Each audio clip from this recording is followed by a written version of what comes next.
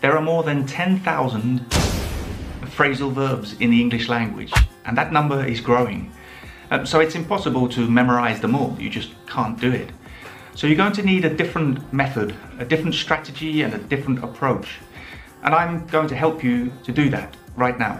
Okay, let's do this.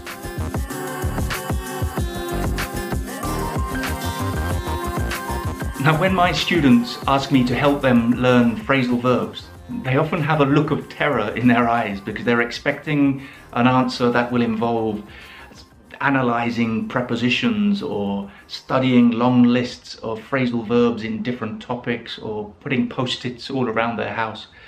But why do we feel it's different to learning other vocabulary? I mean, if you think about me, for example, a native English speaker, how did I learn phrasal verbs? Well, I know you're going to say, you're a native English speaker, it's just a natural process for you. But imagine 9-year-old Ben, just a few years ago. And he hears the phrasal verbs crop up and dawn on for the first time in conversation. How did little Ben know what those phrasal verbs meant? They're not very common phrasal verbs. I mean, they are real useful phrasal verbs, and we're going to look at those two particular phrasal verbs a bit later in the video. But how does a 9-year-old native English speaker know the meaning? If they're so illogical as people seem to think, how do native speakers learn them when there are more than 10,000? Now, the main reason that we find phrasal verbs more intimidating or impossible to learn than other vocabulary is it's the nature of the vocabulary. A phrasal verb is an idiomatic phrase which contains a verb and a particle, which is usually an adverb or a preposition.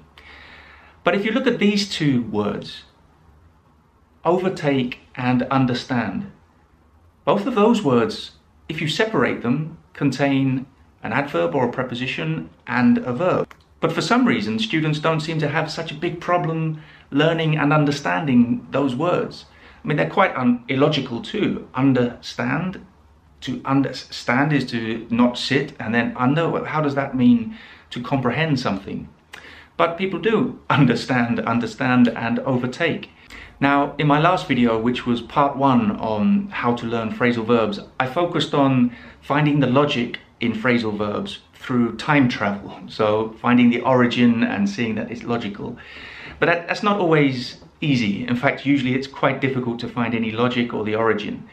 So in this video today, what I'm focusing on is 3 other factors, very important factors. And those factors are, number 1, context, number 2, context, and number 3, context.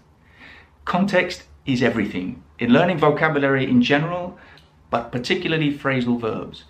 They're not so intimidating if you see them in context, if you understand the context. That's how little 9-year-old Ben learned and understood all the phrasal verbs that he knows now as a 44-year-old English teacher.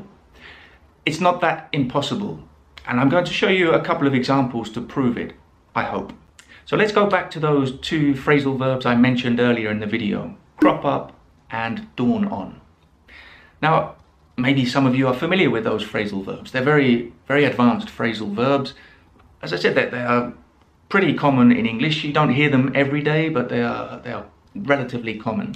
So let's start with crop up. What do you think crop up means? Any idea? Well, of course not. It's just a verb and a preposition. Maybe the preposition that gives you some clue, maybe the verb if you know what crop is. You're probably thinking of to cut a photograph to crop, but that's not the meaning here. In fact, you don't need to know the meaning of crop. I'm not going to explain it because it's a waste of time. And it's not necessary. That's not the point of this video. So of course you don't know what crop up means. But if I give you a couple of examples, maybe you can guess the meaning through the context.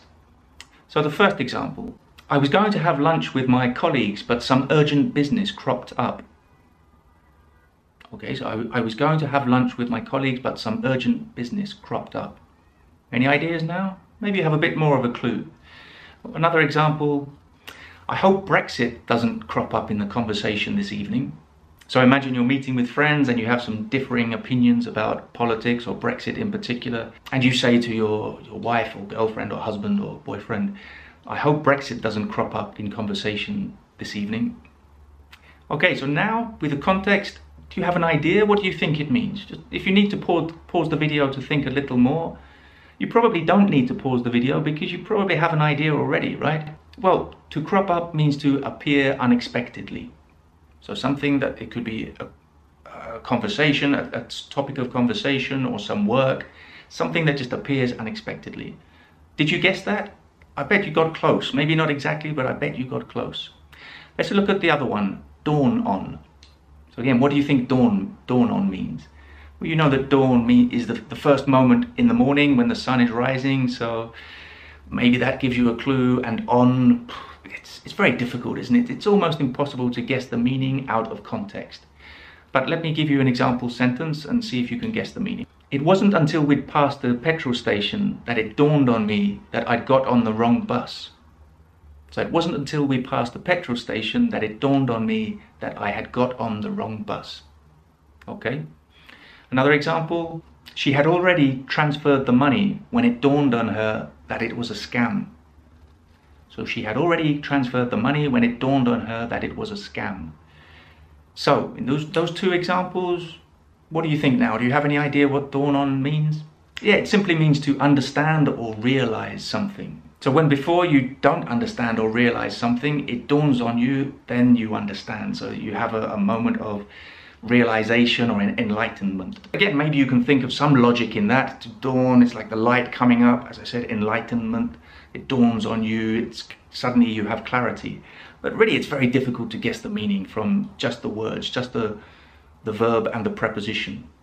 Now, of course, what I'm talking about here is understanding phrasal verbs when you see them written or hear them spoken.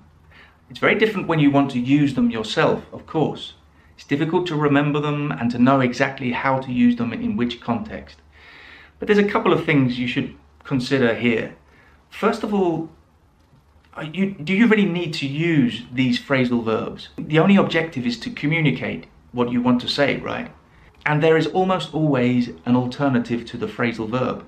I've just given you them. To crop up is to appear unexpectedly, and to dawn on is to understand or realize something.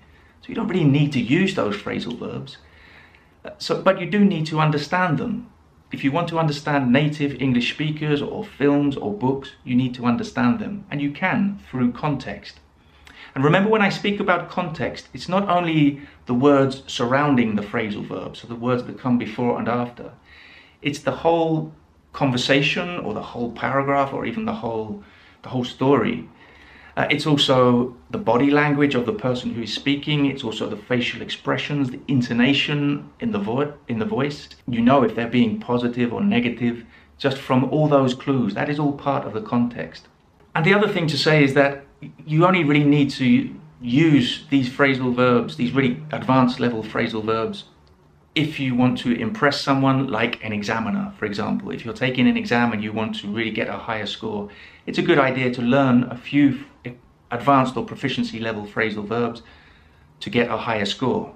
And very soon I'm going to make a video with a list of phrasal verbs which you can use to impress examiners in the Cambridge English exams or any English exams really. And of course you need to know some phrasal verbs just to communicate in a natural way, but the basic ones like sit down, stand up, turn on, turn off, pick up, put down, shut up, those types of phrasal verbs, which I'm sure most of you know. But the advanced ones, the complicated ones, it's more about understanding passively, so having them in your passive vocabulary or understanding them passively rather than using them actively. So it's all about context. Context, context, context. Use your common sense and the clues that are around. Hit the subscribe button and turn on the notification bell if you found that video useful. As I said, I'm going to make another video with some advanced and proficiency level phrasal verbs very soon to help all you exam students out there, who I know there are a lot of you following this channel. And thank you for joining me again, and I'll see you very soon. Take care. Bye.